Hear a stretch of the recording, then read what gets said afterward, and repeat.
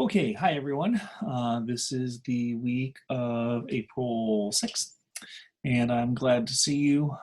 By now, we've gotten the news that we are not going to see each other by the end of this school year. And I'm pretty bummed, actually, because I really like ending the year. I actually like ending the year with sophomores more than any other year because it's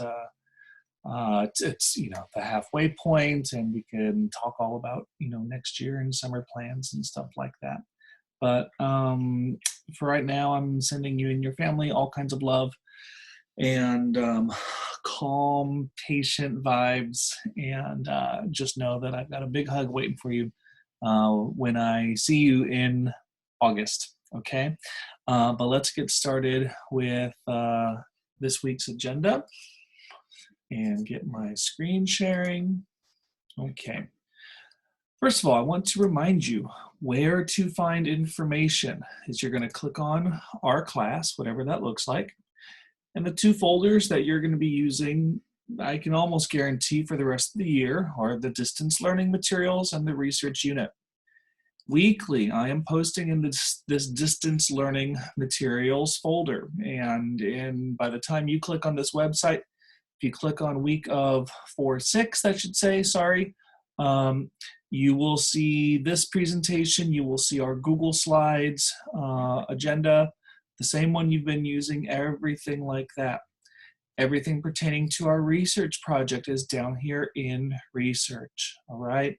So if you don't know where to look or where I'm posting things, it's in here. I 100% promise it's in there. Let's go through and talk about this week's agenda. All you cool cats and kittens. Does anybody else watch that train wreck of Joe Exotic, the Tiger King? Oh my God, it was hard to look away. It was hard to look away. Okay, you are doing this right now. You are clicking on your video instructions, and you are just going along this slide as I go through it.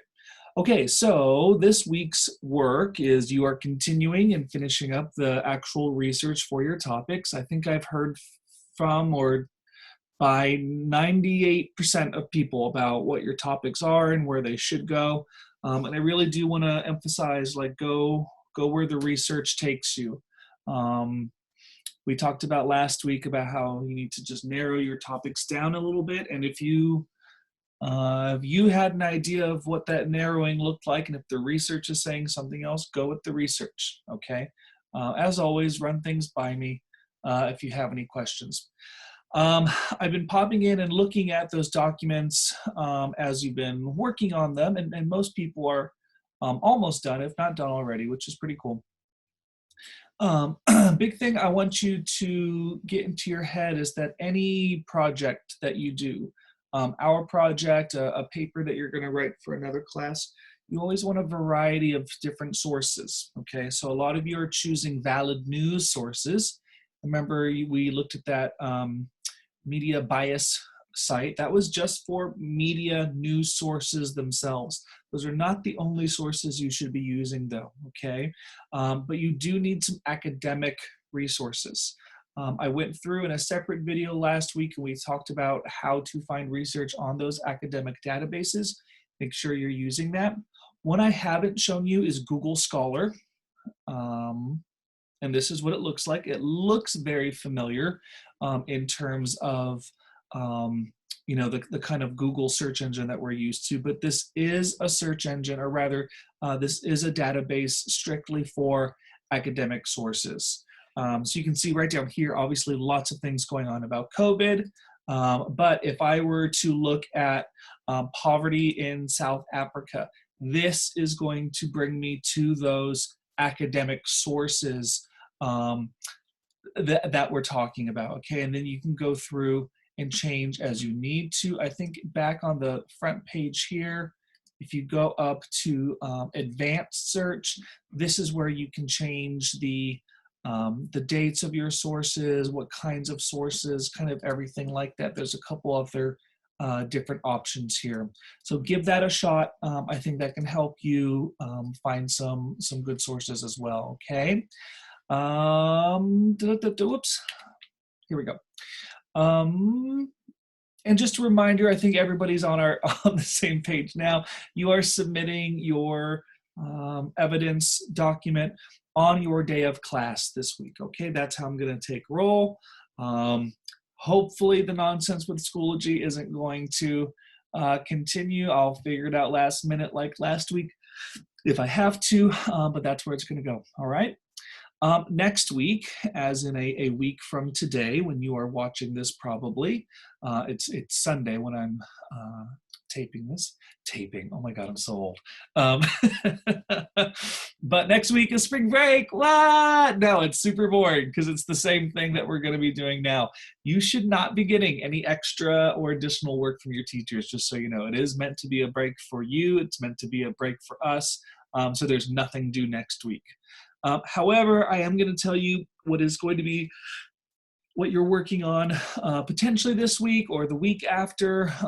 So lots of time to work on this, but I do want to tell you where we are going next. Okay, so using Kami. If you remember Kami, I had you install that last semester, and that is the Google extension for us to be able to manipulate and work and take note on PDFs, okay?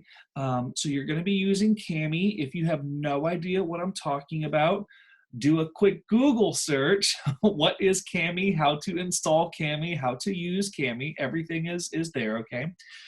But of your 10 sources, you're now going, well, you need to read all of them, right? But now you're going to fully read and annotate is the key thing. Three of the potentially 10 sources that you have found. I know some of you have more than 10, which of course is just fine. I do need these 3 sources to be at least 2 different kinds of sources. So it can be 2 news sources and 1 academic journal. It can be a news source, an interview, and a documentary. Do you see what I'm saying there? It just needs to be 2 different kinds of things of those 3. So you can't just do 3 articles. You can't just do 3 documentaries. I want some little variety in there. By the way, mentioning documentaries, looking down here at the bottom, go away, fade away little thing. Look, if you look down at the bottom of the page, down here, I did it again. If you are using a documentary, your documentary needs to be minimum 30 minutes of length, okay? And what you're gonna do when you are watching that documentary is you're gonna take copious notes when you are watching. A lot of modern documentaries today do have an accompanying website that you can go to, and oftentimes you can actually see the sources that these documentaries are using, which is pretty cool. I'd recommend doing that. But regardless, you need to take notes on the documentary. It's going to end up probably being a couple pages worth of notes, and then you're going to annotate those notes. So if you do choose to use a documentary for one of these 3 sources, that's what you're going to do. Okay, so back to these 3 sources. I want you to be thoughtful about which sources you are choosing to use, because these are going to be the 3 sources that you're going to use for your annotated bibliography. This is the website that you have posted to you. I'm not talking about this assignment yet, because this is the next step, but just for you to take a quick glance about what your annotated bibliography is going to look like. I already have an outline for us to use here. This is generally what they are going to look like. So you have your source here in MLA citation, and you're going to write 3 paragraphs about each source. This one has 4, but you are going to be writing 3. I'll talk about that later. But as you can see, we are going to be asking for some real close detail attention to be paid for these 3 sources that you're going to use. So make sure when you're choosing these 3 specific sources that these are really rich sources where there is a lot that you can read and take note on. If you are just choosing a really short source, and remember, nobody should be using like, paragraph long sources. Those, those are not good sources. But that's going to make the annotated bibliography a lot easier to do. But the only thing that you're doing right now is just the reading and the annotating of these three sources. Next Monday, yes, technically the Monday of spring break, I am going to share with you where you are going to post the links to your annotated sources, and those aren't due until the 22nd, the 23rd. Okay, I'll probably tell you next week about the annotated bibliography as well. So really all you're doing is pretty mellow, is you're just reading, really understanding your sources. Remember, you are meant to become a little baby professor, a little baby expert on the topic that you've chosen. So you need to make sure that you are like understanding what it is that you're reading. Some of these sources, I know they could be potentially a dozen, 20 or so pages long. Take your time, chunk out the reading, go through and work on those reading skills, okay? And some of them do take a little bit to read, so make sure you take your time. That's why I'm giving you this time here. And then, like I said, so what you'll do is, you'll take the PDF of your source, you'll open it in Kami, and that's where you're going to do your note taking and your annotating in there, okay? And then you will submit the links to those annotations the week of, you have class either the 22nd or the 23rd. Those will be due then, all right? So that's where we're going next. So in the meantime, just be reading all of your sources and really understanding them and seeing which ones will work best for this annotated bibliography project. The last thing I have is not an assignment per se, I just think it's something interesting. I did talk a little bit last week about bias in the media, but it's also really fascinating to kind of look at bias in ourselves as well. First of all, we all absolutely have bias in some realm of our life, right? This was put out by, this is called Project Implicit. It's put out by Harvard and a couple of, here we go, University of Washington, University of Virginia, Yale. And this is social science, this is sociology, and this is what this kind of science does, is it gauges how biased you are in a particular region. As you can see, there's lots of different things right here. So if you are curious to know how you feel about races, in particular people of European heritage and people of African heritage, if you're curious as to whether you have any kind of implicit bias, that means bias that you may not be aware of, then you can take this test here. There's a whole bunch of tests, as you can tell. For those of you that hate boomers, I mean, this will be an interesting one to take, is this age one down here.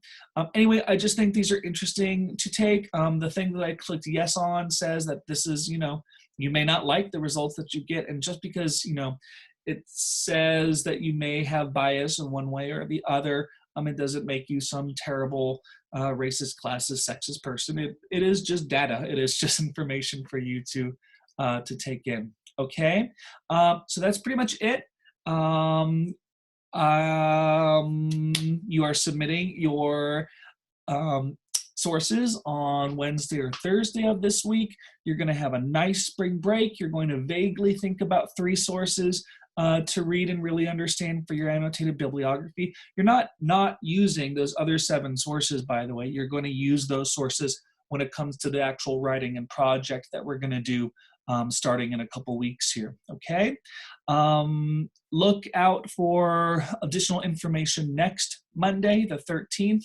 And like I said, I'll amend this to say that I'll talk to you about the annotated bibliography as well. Like I said, I hope this finds you and your family well. We're doing okay over here. My partner is an extrovert, so he's having a hard time just like not talking to people and going out and seeing things. In fact, he went to go take a little drive right now because he was driving me crazy. He's so bored, he cleaned like the shelves in the refrigerator. It's a sad scene. I'm doing okay. I've just been reading and trying to stay mellow. And we adopted a cat this last weekend, so now we have three. It was actually a friend of Juan Carlos's. She and her husband lost all their jobs due to business closings for what's going on right now, and they had to leave the area and they had to get rid of their animals. So I'm really grateful that we were able to take him. And his name is Django, and he's pretty sweet actually. We're in the process of introducing them to introducing him to the other animals, which is always interesting. Okay, you know where to find me if you have any questions or comments or concerns about anything. I really miss you guys. I really do, and that does mean all of you, especially certain people in fourth period and sixth period. Oh my God, it is true. Anyway, I hope you're well. Take care, and I will talk to you later. Bye.